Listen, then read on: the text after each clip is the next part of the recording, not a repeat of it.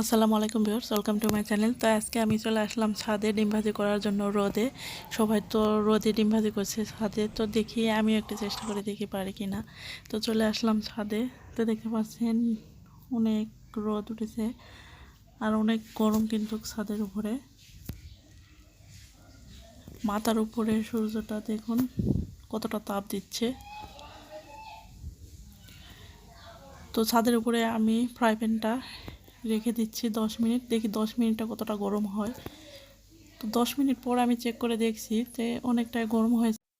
তারপরে আমি ফ্রাই প্যানটা রোদে দিয়ে গেলাম 1 ঘন্টার জন্য। তারপর আমি নিচে চলে গেলাম।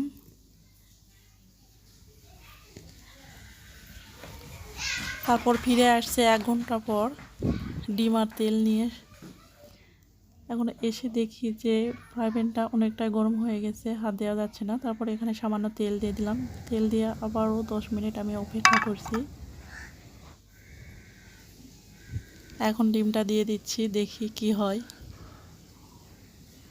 তো দেখতে পাচ্ছেন ডিমটা কিন্তু কিছুই হয়নি, সামান্য একটু সাদা সাদা দেখা যাচ্ছে, কিন্তু এর বেশি কিন্তু কিছুই হয়নি। কিন্তু অনেকেই নাকি রোদে ডিম ভেজে খাচ্ছে, এটা কি সত্যিই নাকি মিথ্যা, এটা যাচাই করার জন্য আমি চলে এসেছি ছাদে আজকে। দেখতে পাচ্ছেন আমি ফ্রাই প্যানটা আবারও একটা পানির ট্যাঙ্কির উপরে নিয়ে এসেছি, এখানে একটু রোদ বেশি।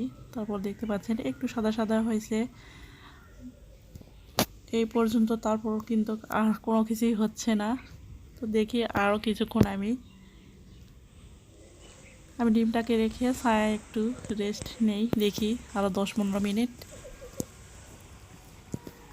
আমার তো মনে হচ্ছে না যে রোদে ডিম ভাজি হয় সত্যি সত্যি। যারা রোদে ডিম ভাজি করে দেখাচ্ছে, আমার মনে হয় আগে থেকে চুলা থেকে ফ্রাই প্যানটা গরম করে নিয়ে আসছে, তা না হলে এটা কখনোই সম্ভব না। তো তারপরে দেখি কি হয়, সাথেই থাকুন।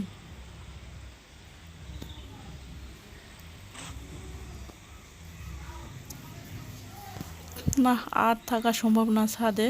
তারপরে আমি আবারও চলে আসলাম ফ্রাই প্যানের কাছে। এসে দেখি একই অবস্থা, কোনো কিছুই হয় নাই। আমার মনে হচ্ছে আর হবে না। এখন নিচে চলে যাই, গিয়ে চুলায় গিয়ে ডিমটা ভেজে নেই।